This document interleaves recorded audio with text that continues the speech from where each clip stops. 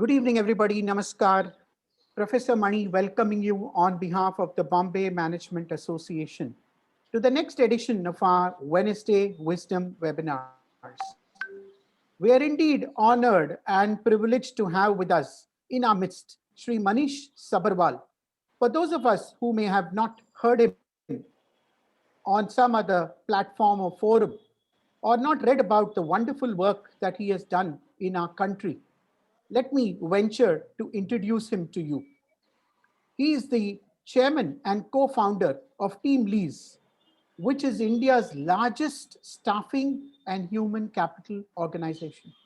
They exist and service customers in about 1,800 cities in India. In fact, Mr. Manish Sabharwal was part of the founding team and started India's first vocational university in Gujarat. He is considered as an authority in the field of education, employment, and employability. Often sought after to speak at webinars, conferences, obviously both offline and now online, still finds the time to contribute to articles in Economic Times, Indian Express, and several other publications. He's an alumnus of the prestigious Sri Ram College, Delhi, and subsequently went on to complete his master's at the Wharton School. A very integral part of every committee in the field of employment, employability in India. Here is an authority whom I think would be the right person to share some wisdom on what are going to be the trends about employment. How do we revitalize the employment scenario? What is the road ahead?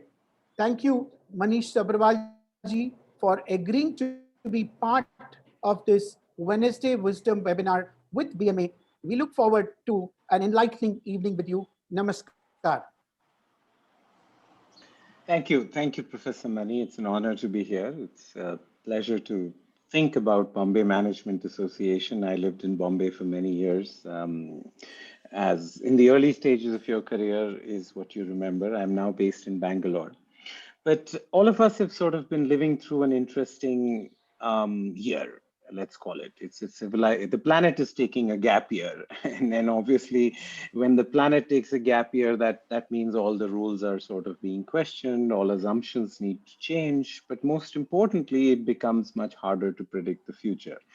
I don't think anybody can predict the future. You know, Tagore used to say life is not the infinite elongation of a straight line, which is, with the wisdom of a poet, you recognize that, people who don't sort of recognize that they need to change are the ones who don't survive. But I think over the COVID period, I have thought hard about Jonas Sachs. He was the inventor of the polio vaccine.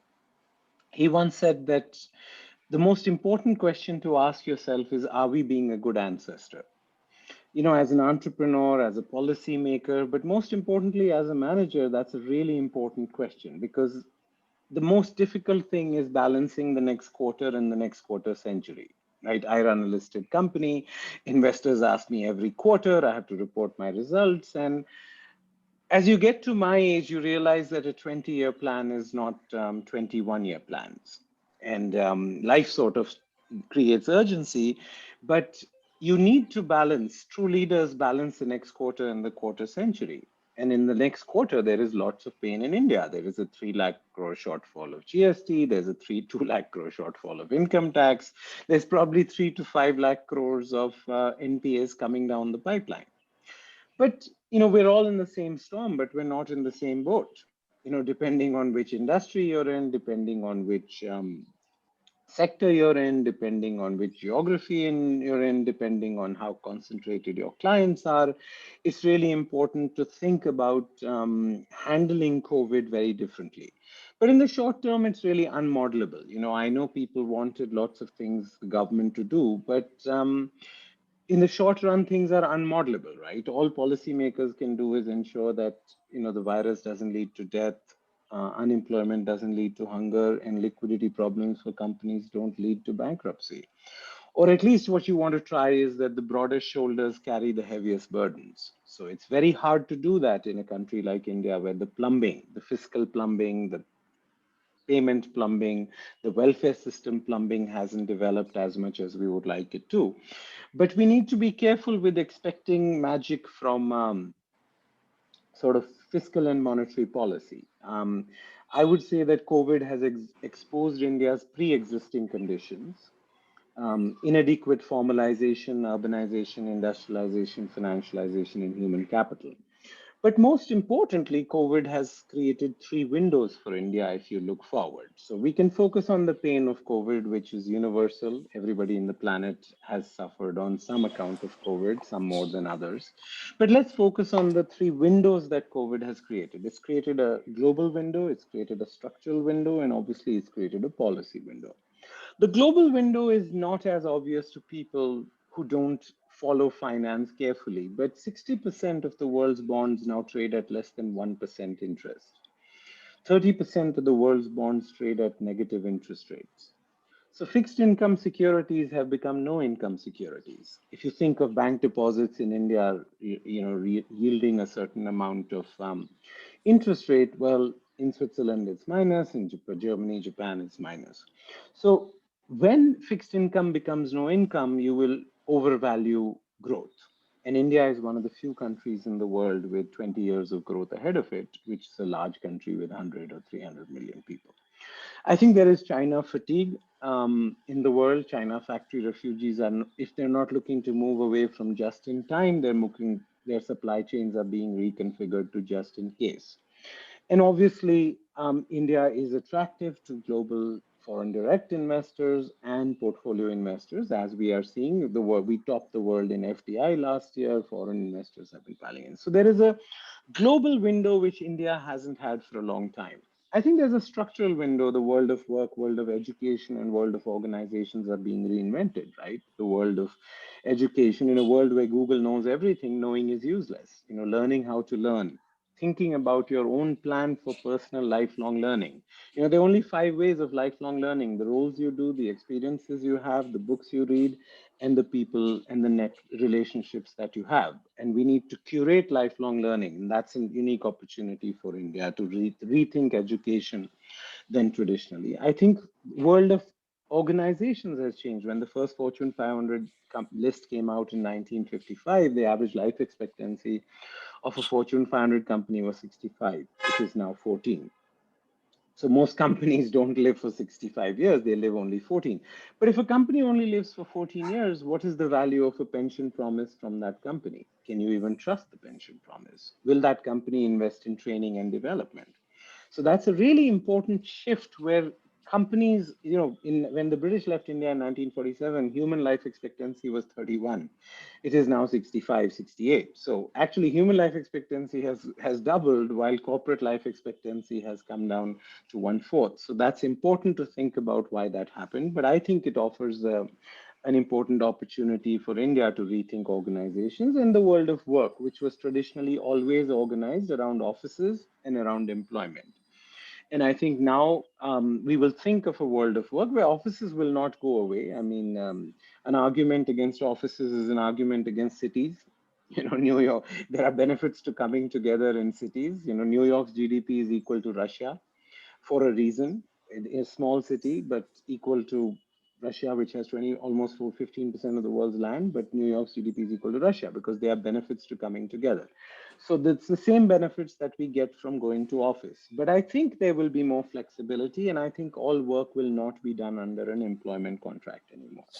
So this global window and structural window combines to do what I call a policy window in India. John Kingdom, he was a political philosopher. He would say change only happens when the problem, solution, and the opportunity or timing come together.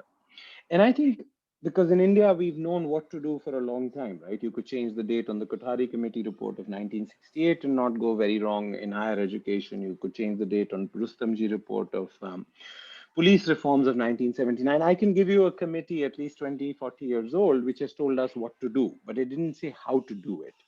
And I think there's some wisdom in that old quip in political science that politicians don't change for a better option, they change when they have no option. And I think COVID has created that policy window. So I think that, India's problems were not cultural. I find cultural explanations for India's poverty at best the soft bigotry of low expectations, and at worst, they are racism. Right? It wasn't God's will that it should take 72 years for 1.3 billion Indians to cross the GDP of 66 million Britishers. We made some mistakes after independence. I think the 1955 Avadi Resolution and the 1956 Second Five-Year Plan kneecapped entrepreneurs, they hurt capital markets, they created the license Raj. Basically, today, India's labor is handicapped without capital, and our capital is handicapped without labor. Now, we have begun changing that in 1991, and now after 30 years, this is the 30th year of reform, those reforms are compounding together. So I think we still have a lot of urbanization to do. We only have 72 cities with more 30. We only have 52 cities with more than 1 million people. We need China has 375. We had a lot of financialization to do. India's credit to GDP ratio is only 50%. It should be 100. We have a lot of industrialization to do, as the farm protests in Delhi show. 45% of our labor force generating only 14% of our GDP is an unsustainable situation. So we need to, the only way to help farmers is to have less farmers, because 45%, 42% of our labor force only generates 15% of GDP. So it's very hard for them to become prosperous with that level of disproportionate labor and GDP contribution.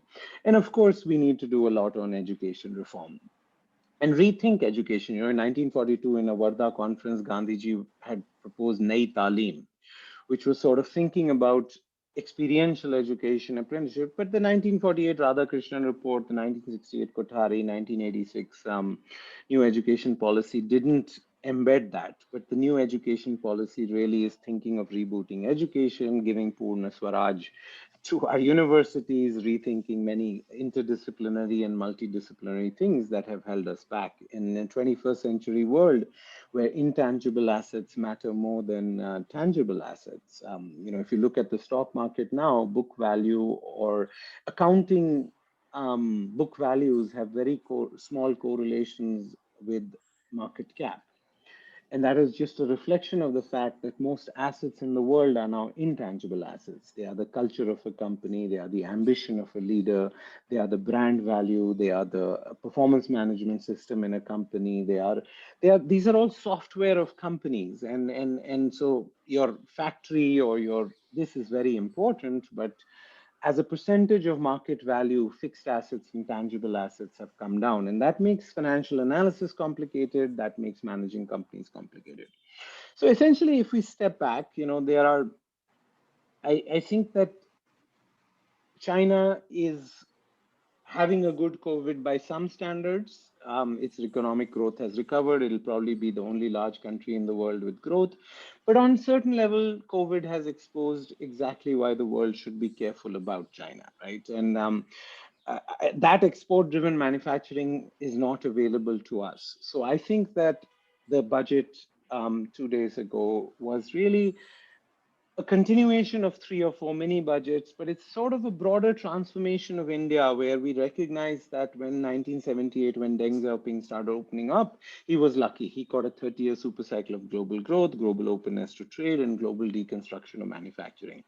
I don't think that's the hand India has been built, so we have to think about our evolution very differently. You know, if the world is supporting exports, we should take advantage, but otherwise we should raise what we economists call total factor productivity. You know, poverty is about the productivity of our individuals, our firms, and our regions. You know, I live in Karnataka, my parents live in UP.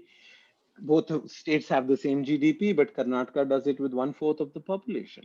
So people in Karnataka are 4 times more productive than people in UP. If you think of firms, World Bank just did a report where they ranked manufacturing companies by size. There was a 24 times difference in productivity between the largest and smallest companies. And of course, among individuals, we know that human capital can deliver very different levels of productivity. So I think India's agenda now should be improving the productivity of our individuals, of our firms, and of our cities and regions. And I think there was a lot of announcements in the budget around that. And I think it should be seen as a process of the structural reform, the labor reform, which happened a few months ago. I think NEP is an important reform. I think farm is an important reform. But in any democracy, there will be disagreement, right? And there should be. Dissent is not disloyalty, and we should view um, the nutrist with destiny as a contested idea. There is no one idea of India, and there should not be. But I think it's very different from when 20 years ago, right? Even when I landed in the US in August 1994, there was a front page article on the Wall Street Journal which said that India is more interesting than important. I hope that journalist is eating the newspaper on which he wrote that, right? Because what's happening in India is not once in a decade or once in a millennium. It's really once in the lifetime of a country. But we have to be careful. There are 300 million people in India who will never read the newspaper that they deliver, or sit in the car that they clean, or send their kids to the school that they help build.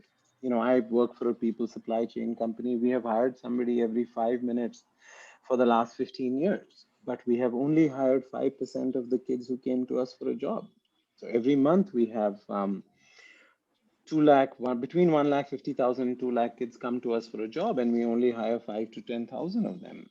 And that is just not, to me, the infrastructure of opportunity in India sometimes seems broken, where the two most important decisions a child makes are to choose your parents wisely and to choose your PIN code wisely, right?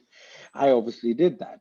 My parents were, I was born in a civil servant household. I lived in a city. I went to a school which obviously gave me an education and gave me fluency in English, which seems to be like Windows. It's an operating system. It's not a language. And clearly, I think that, but this is not a problem like cancer or climate change, right? So I think COVID has exposed the inadequacies of our education system, of our social security system, of our city governance, and of course of our healthcare systems. So I'm actually, and there's a huge acknowledgement of this problem, right? So the first stage in solving a problem is accepting that it exists. And I think that we've had a policy window is now really converting to policy action. So I'm actually quite clear that yes, we are fifth in the world in total GDP, but we're 138th in per capita GDP. And so it's important for us to recognize that per capita GDP matters more to citizens, and also as a market. We have not had, India is not a large market, it's a small market with a large potential, where people very often confuse those two things. I mean, many multinationals have not done well because they thought India was a large market. It's a small market, but it has a very large potential. And that has huge implications for strategy, that has huge implications for supply chains, that has huge implications for how you distribute and your capital structures. Many companies, as from my perch on the RBI board, these were just bad business plans. They should not have been funded. They had birth defects. And that is why we have a 10 lakh crore NPA problem, which we're struggling and holding back a large part of India's growth.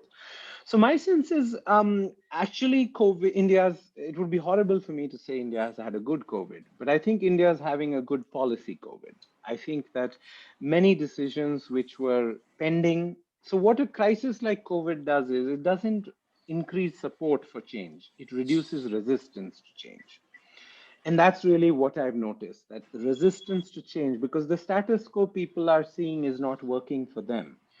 And I think we have a real shot at my grandchildren living in the world's largest economy, right? I mean, today we are the fifth. We will cross Germany in a few years. We'll cross Japan in a few years. We'll cross Germany in a few more.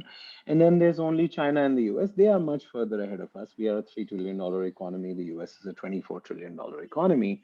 But I think that the demographics of China mean they will grow old before they grow rich. And of course, America with 1/3 of our population, if we get to $10,000-$15,000 in per capita income, we will be an economy larger than the US. We will not be the richest economy. We'll still be a middle income country. But I think that offers unique opportunities for entrepreneurs. People like us who don't belong to business families. My parents were civil servants, and I started my first company with private equity. I started my second company with private equity. Now I'm a listed company. I don't think I could have done this 30 years ago or 40 years ago to the scale that which we have accomplished. So I think the next 25 years in India will be very different from the last 25 years. I'm happy to dive into the specifics of what will be the implications on financialization, urbanization, industrialization, formalization, and human capital. But I think that the next 25 years, this generation, maybe there are lots of students attending this, you have opportunities that none of us did. Our generation will be remembered for when poverty started reducing. But I think you have a chance to put poverty in the museum that it belongs. And I hope you will think about careers not only as private sector or public sector, right? That's a false choice. We don't live in an economy, we live in a society. The government has an execution deficit, the private sector has a trust deficit, and nonprofits have a scale deficit. But a good country has a great balance between a civil society and nonprofits, a vibrant private sector which pays taxes, which pay for the welfare state, and a state which enforces law and order, does primary education and healthcare, and takes care of people who can't take care of themselves. So I think that that tryst with destiny, which we missed, it was a wonderful speech by Pandit Nehru. I memorized it when I was a child, but I think we missed that tryst with destiny. But we made another appointment, and I think that's one we will keep. So would you like me to stop here, Mr. Mani, or Professor Mani, or should I explain a little more on the deep dive into education and employment, whatever you prefer? So we'd be happy to listen to you for a couple of minutes more. There's so much of wisdom flowing. So please continue, sir. No, I think that, it's the most important question. I think I was lucky early in my life. I discovered three questions, right? That why our country is poor. To me, it's a fascinating question. Why do some companies grow and why do some companies stay small? As an entrepreneur, there are two kinds of companies you can start, a baby and a dwarf. Both are small, but the baby is going to grow and the dwarf is going to stay there. The difference between a baby and a dwarf is not more food. It is not more, it is DNA, right? And I have had the privilege of creating a baby and a dwarf. My first company was a 50 crore company in 5 years. Teamlease is a 5,000 crore company this year. So clearly one was a dwarf and one is a baby. And the third question, which is at an individual level, which all of you always ask yourself, is what is the difference between people who become leaders and people who don't, right? And I think to me, there's a combination of all three, right? Luck, skill, and choices.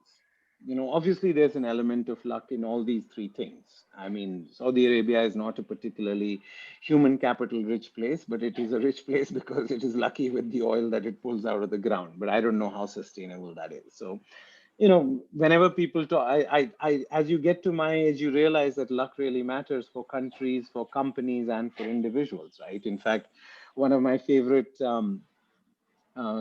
cartoons, which I have in all my offices, is Calvin and Hobbes, where Calvin says the secret to success is being in the right place at the right time. Since you never know the right time, you find the right place and hang out, and he goes to sleep there. He says, this is the right place, the right time, aayega tab aayega, right? And I think that's usually what luck is, right? You do that.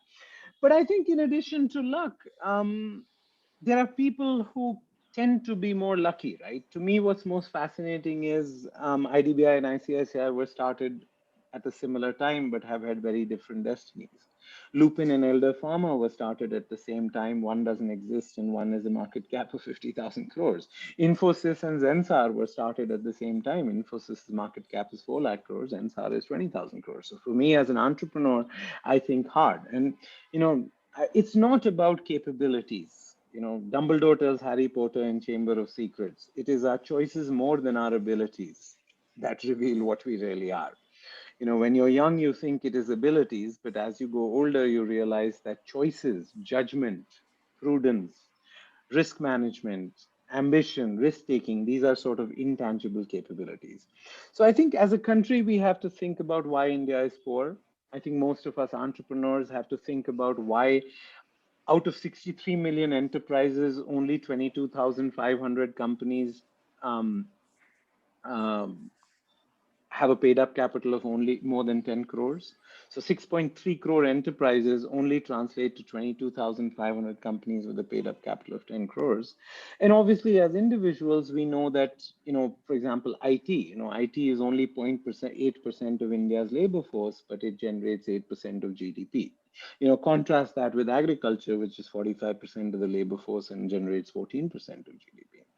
So obviously the knowledge component, the productivity of people in IT is very different from the people in farming. Now you can say their skills are different, their costs are different. Of course they are.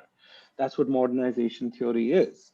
That's what in my, but we don't have to be Western to be modern is I think an important lesson of the last 2 decades, at least for entrepreneurs like us who grew up in the 70s and 80s when we thought you had to be Western to be modern, but we grew up personally in the 70s and 80s, but we grew up professionally in the 90s and 2000s and 2010s, and we recognize you don't have to be Western to be modern.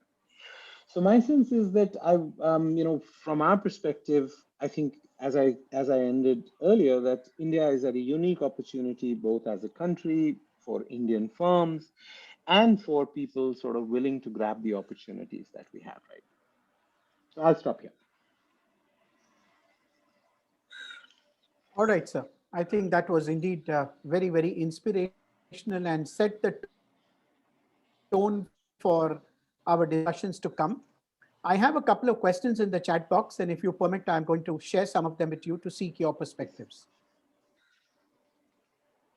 So the first one is many organizations in India, as a response to the COVID scenario, went on reducing employees, whereas some others were benevolent and continued with the employees. What are your views on such organizations and the long-term plan that they would have had? Yeah, so it's a very complicated question, sir, because MSMEs are the ones which have largely reduced, right? And shareholders don't pay salaries, customers do. Companies are not rivers; they are rivers. They are not ponds. So I have huge sympathy for MSME entrepreneurs in India when your customers are forced to go on strike. COVID was an economic cataclysm where there were almost zero revenues for many businesses. And it's a different view of the world that shareholders can pay salaries, not customers. I don't think any company can sustain itself or scale where shareholders pay salaries, which is why many of the companies which were funded and writing checks to customers, not caring about top line, if they were not sustainable. From a policy perspective, this brings the question of financialization, right? If you had access to credit, your ability to handle problems increases if your financial structures have the right debt equity ratio.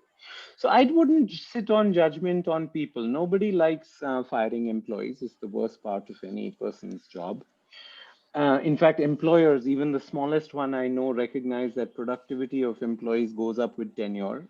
As they spend more time, they learn tacit skills, they learn firm specific skills, and productivity improves. So I think continuous the notion that people like to keep firing people because younger people are cheaper to hire, but younger people are also not as productive as senior people. So I think that's also important to as tenured people at the bottom. So I think productivity cost is a age-old trade-off in companies. But I think, the notion that somehow these companies were benevolent because they could be, I think is important to recognize. Infosys, Wipro, HDFC have access to cash. Even us, we have access to capital. We're a listed company. We have cash reserves. But many MSMEs don't have bank loans. They don't have equity. They sort of are a continuous river. And if that river stops, then they are unable to function. So I would be, there's a lot of pain in COVID. And of course, some of that pain should come on the shoulders of government. Some of that should come on the shoulders of employers. And some of it has been passed on to people. Now, who do you think should carry the biggest burdens is a moral philosophy, which I think all of us will have different answers to. But I think companies are not as short term as we think. I have always, as a listed company, was before we went public, I was always worried that would having a scorecard in the newspaper every day make me, our stock price make me more short term, right? Would I stop thinking about the next 10 years and 20 years because my investors are sort of, and I have not found that to be true. I have found that investors are always evaluating whether I am making the investments in R&D, in brand, in talent, in strategy that will make the company sustainably successful rather than successful in the next. In the short run, the stock markets can be a voting machine, but in the long run, they are a weighing machine. And I think that's how we should think about companies' evaluation even during COVID. Okay, that's a wonderful response indeed. Sir, the next question is, what is your prediction about the gig employment scenario in India? Now that so much is being talked about it in the last couple of years, what do you see the trends? I mean, I think India has the biggest gig economy in the world. It's just been informal, right? 50% self-employment is not a feature, it's a bug, right? I mean, so there's a difference between self-employment and the gig economy, which I think needs to be made, you know. Most self-employment in India is self-exploitation, right? There was this idiot Russian economist called Chainov in the 1920s who convinced Nehru that small farms were viable because you don't have to pay your spouse a salary, your kids a salary, and you don't have to pay rent. You know, most Kirana stores are self-exploiting, right? They don't count their rent, so they just say that, look, we are viable with no labor cost and with no rent.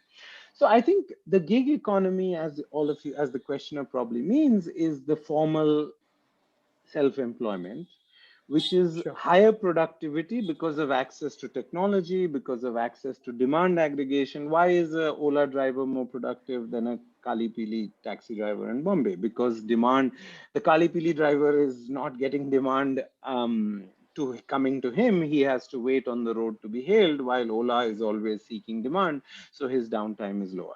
So I think the gig economy, which is higher productivity because of the apprenticeship effect of training on skills, because of the productivity impact of financialization of cash flows, and of course the demand. I think the gig economy in India is going to grow. Now, there will obviously be a backlash at some point. What about Social Security? What is the role of employers? I mean, in California, there's already been a backlash. Is Ola an employer if he controls demand, if he controls time? So this will end up in court at some point. You know, societies tend to um, always welcome innovations, but then they also sort of think about the second order implications of innovation, like we are seeing with the tech giants like Google and Facebook, and the digital monopolies are now monetizing our data. And while we welcome it being free, but we're also a little worried about the second order effects.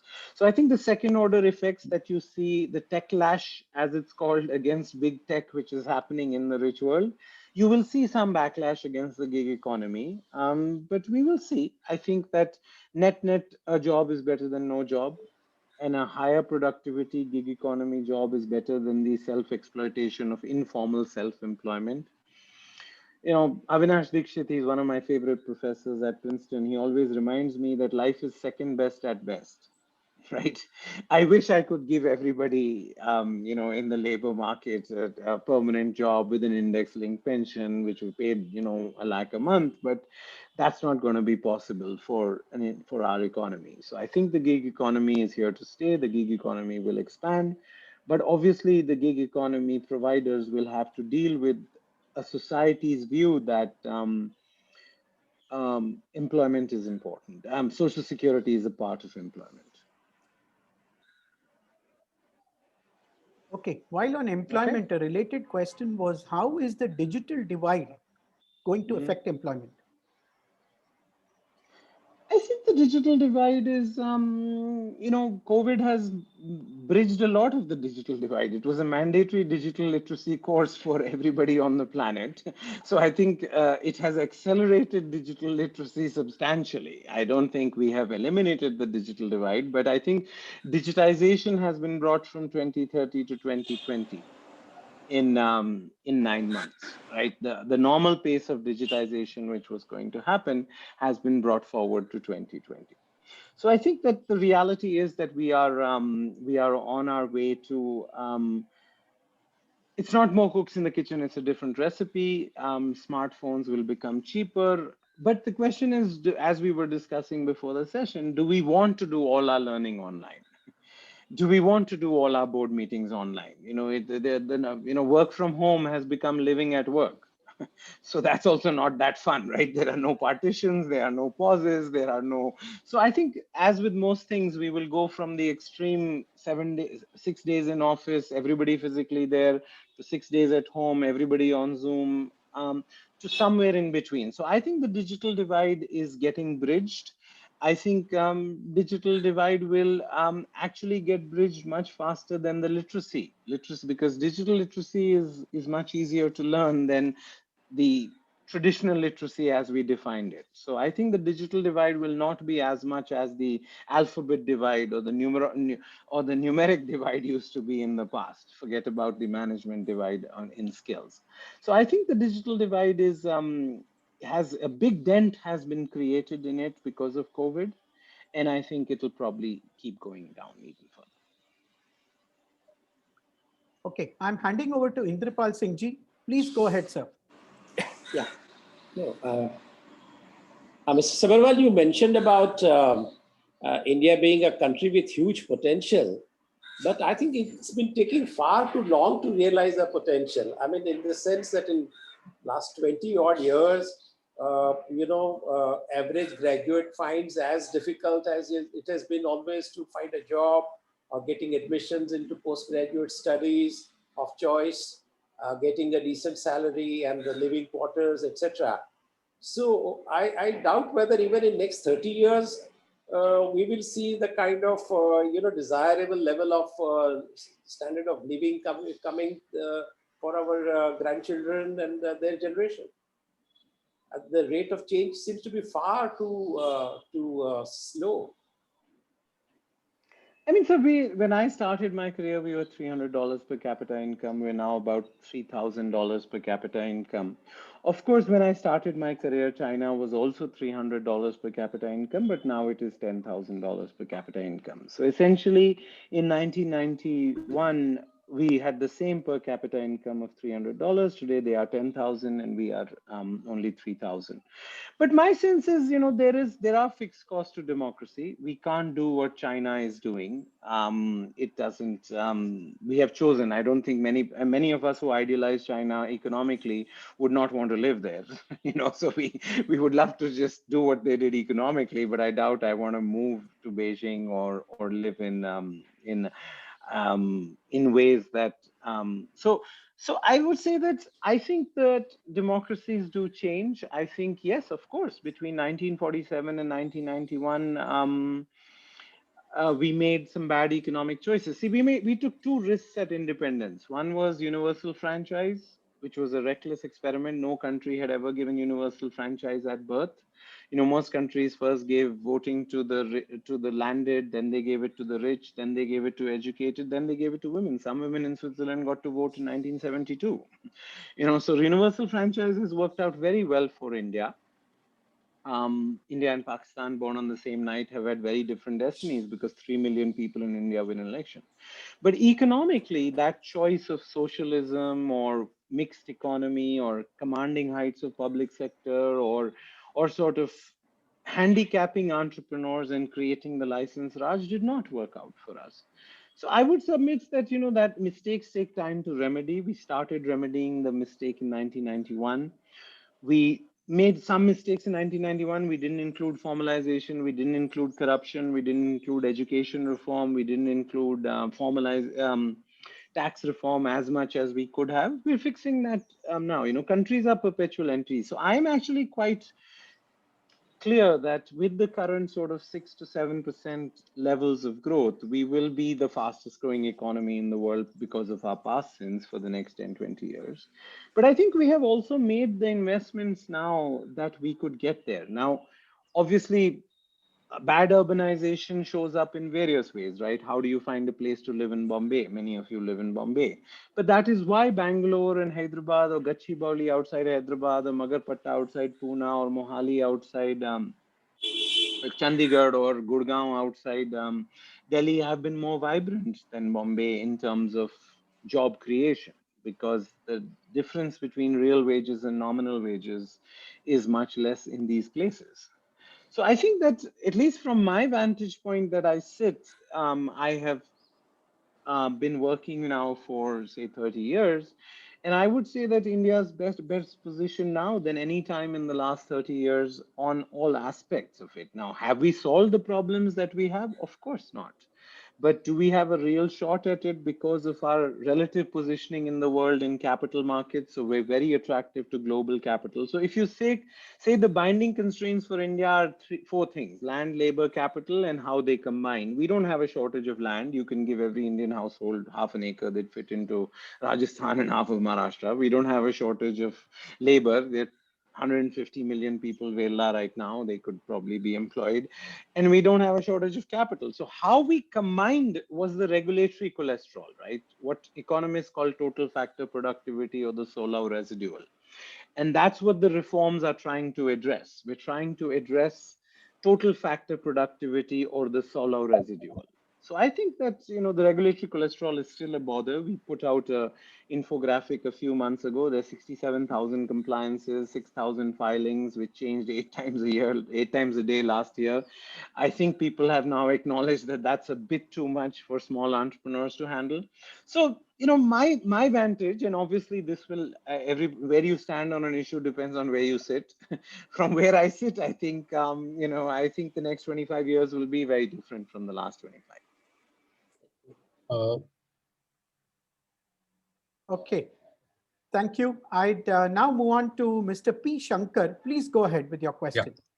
Manishi, see, you highlighted the democracy as one of the major reasons for India being unable to reach the level of China.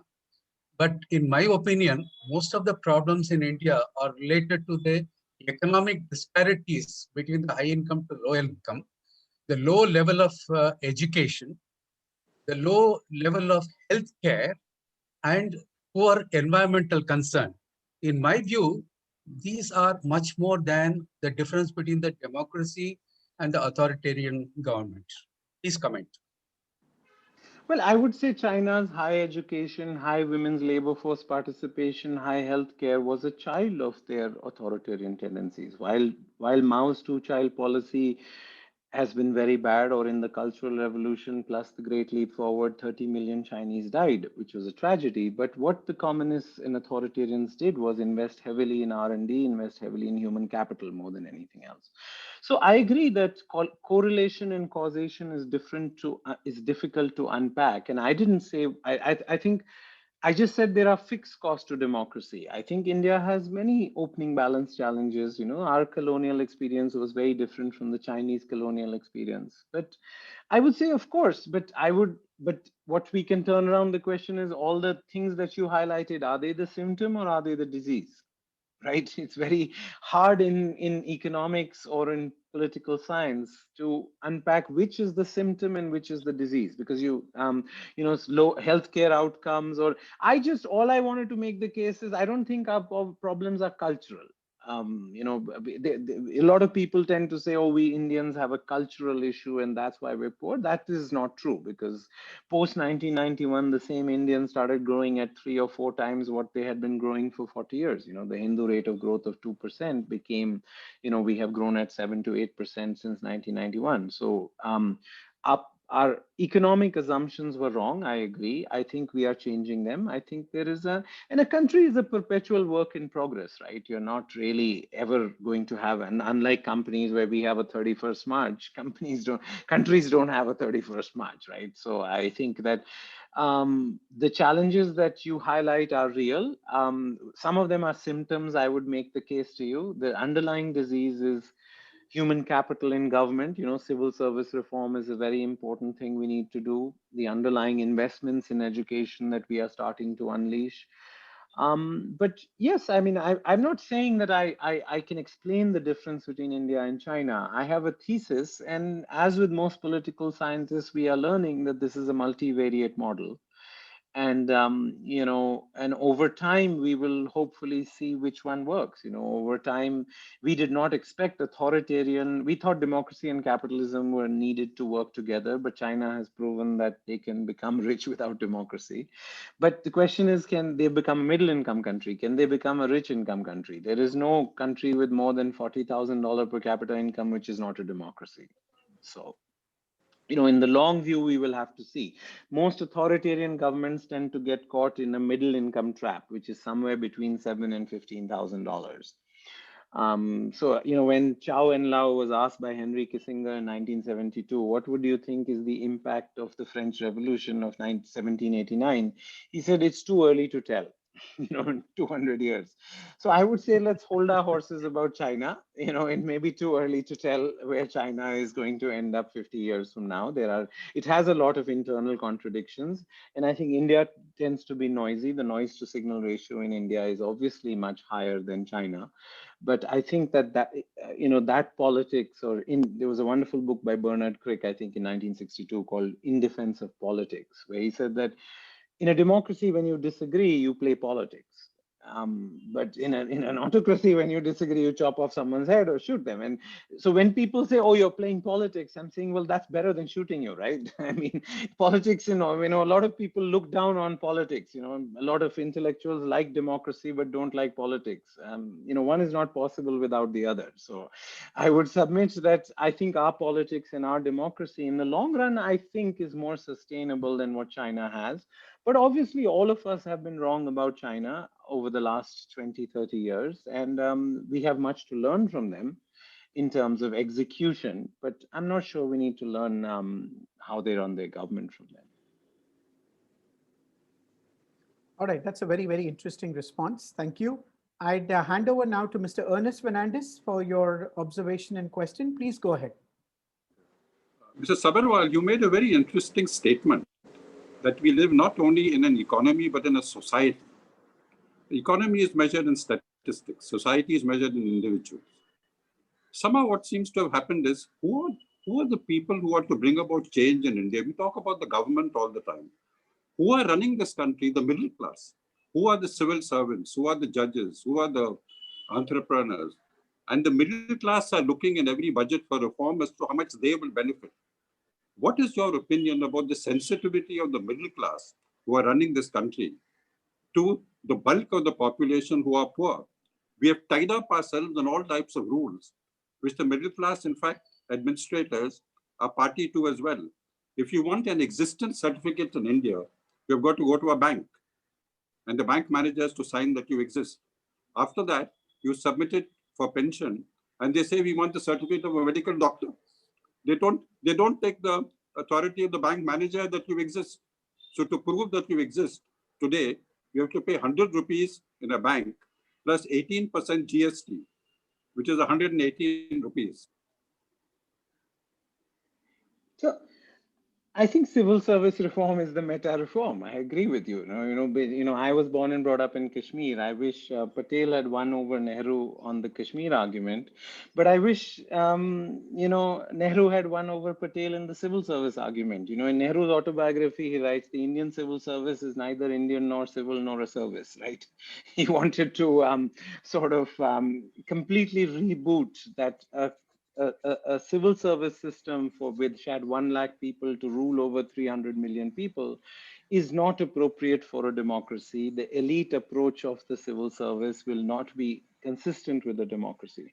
So I think that, yes, you're right that the middle class is mostly civil servants, but I'm not sure as I see government from inside. I spend a lot of time, 50% of my time on policy work, and I think the system needs an overhaul. Yes, we can blame the individuals, and individuals should be able to rage against systems. That's what the definition of leadership is. But I think we have to ask ourselves as a society, that is this the system of government, of civil servant that we want? I think our democracy works well. You campaign in poetry, but you govern in prose, right? As Mario Cuomo, he was an American politician, said, our poetry is okay. Our problem is in our prose. And so I would agree that civil service reform is the meta reform that India needs. We don't need 55 ministries in Delhi. Japan only has 8 ministries. America has 14. UK has 22. We don't need 250 people in Delhi with the rank of Secretary to Government of India. We need the colonel threshold of the army for the IAS. You know, if you're not shortlisted for promotion beyond colonel, you retire at 50 or 52. I think we should do the same thing in India. So I think civil service reform is a really meta reform, but it's not only about the 4,726 IAS officers in India. It is about the 20 million civil servants, right? That the guy in the khata for the land record or your medical record or the pension payer. So I think the fear of falling and the hope of rising is key to any organization. And today, our civil service performance management does not have the fear of falling or the hope of rising. And I think the next wave of reform should be civil service reform. If there is one unfinished reform in India, it is civil service reform.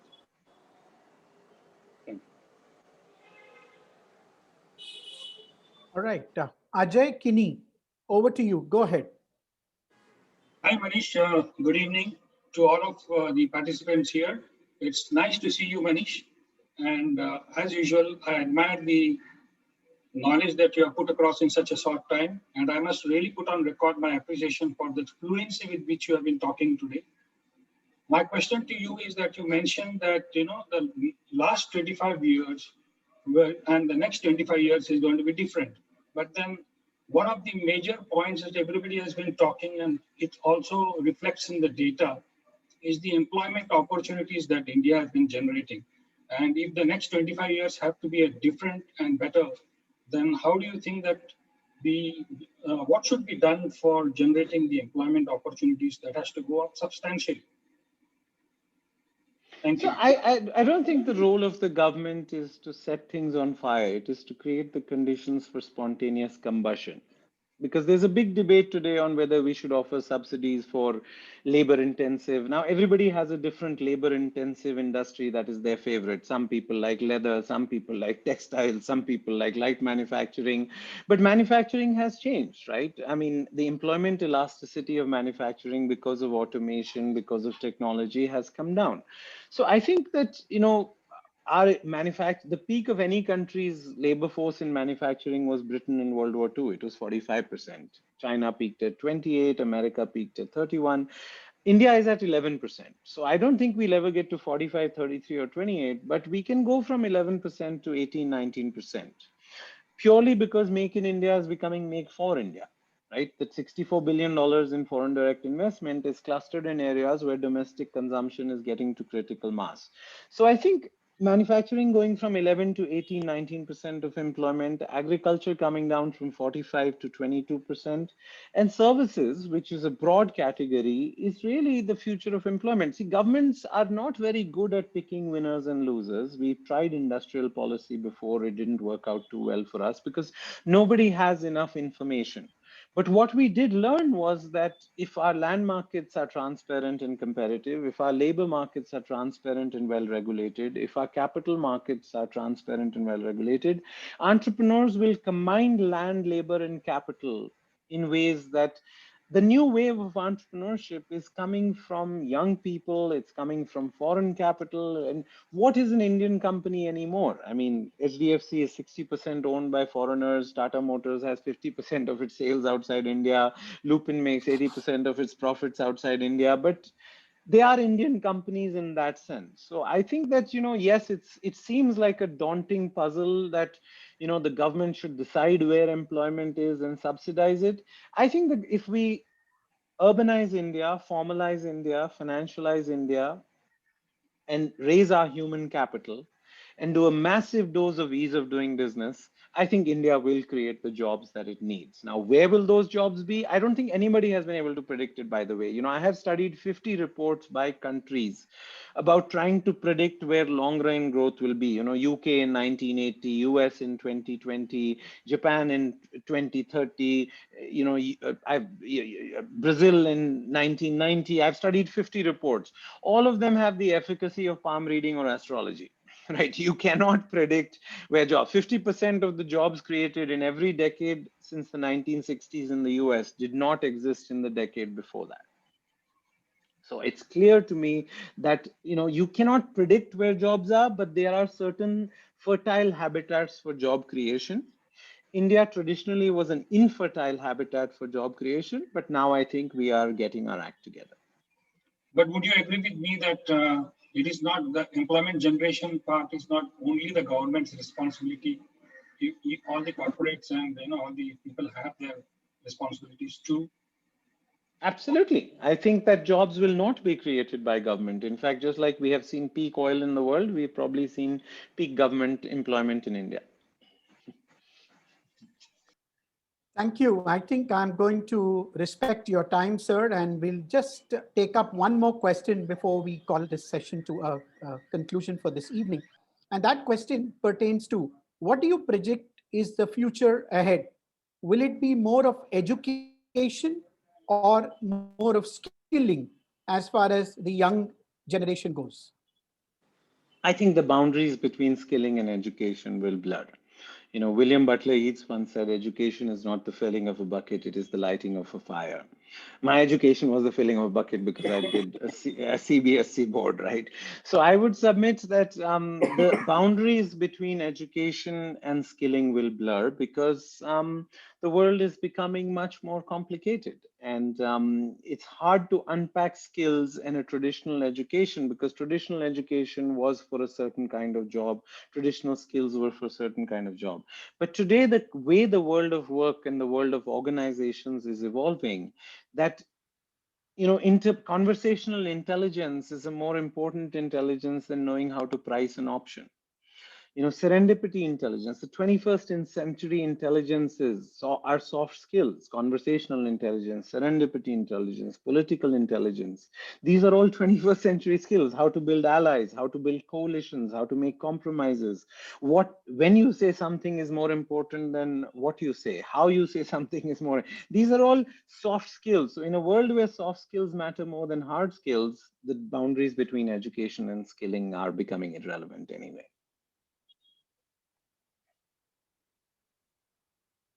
All right. Thank you. Thank you so much, sir. That was indeed a very fascinating session and full of such fluent flow of wisdom is just the best way that I could have described it. I will request my colleague on the executive committee of BMA, Chintan Oza, to do a little wrap up and share his views and propose the vote of thanks. Over to you, Chintan.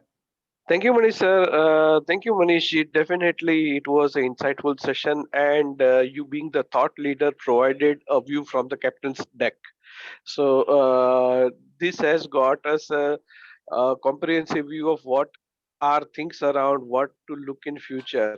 And as I was reading one of the research report, it says that any new knowledge would last at least not more than 1,000 days. So we are entering an era where people used to graduate and then they used to retire. So reskilling, re-employment is going to be a regular feature, and Uberization of the work is going to be the buzzword we would hear in next year or so. So it's coming to us much faster than what we thought of. So thank you so much, sir, for sharing your views, insights with all of us. Have a great evening ahead. Thank you so much. Thank you very much, sir. Bye-bye. Thank you. Can I request everybody to put on your videos, and Manishji, just 1 minute to take a group photograph along with you, though digitally. Everybody quickly. While I remind you that Friday we have our wellness conclave where we are looking at issues of physical and mental wellness as part of our Friday fundamentals. And next Wednesday is an interesting session by Mr. Harish Bhatt, who's the brand custodian of the Tata Group. He's going to talk about stories of Tata Group and India. Look forward to that interesting session too next week. All of you cameras on while Lakshmi, Supriya and Oindrila from the BMA Secretariat do the honors. We have 3 screens. Be a little patient so that we can capture your presence this evening. Thank you, everybody. Have a great evening. And thank you, Sabharwalji. It was a wonderful time spent with you. Namaskar. Thank you, sir. Namaskar.